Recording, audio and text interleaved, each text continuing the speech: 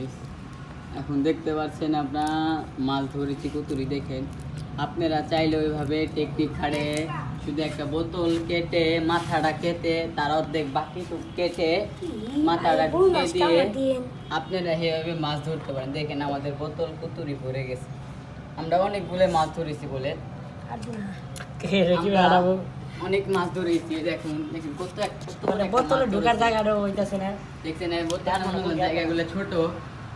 মনে করলেন মাছটা ফালাফালি পারতাছে, বেশি অত্যাচার করতেছে। এই দুটা একটা কত বড় আর একটা সাইজ একটু ছোট।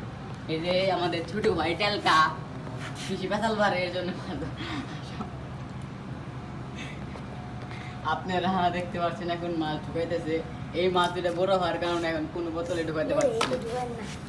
আপনারা কমেন্টে জানাবেন ভাই যে কেমন হয়েছে আমাদের এই মাছ ধরার টেকনিকটা।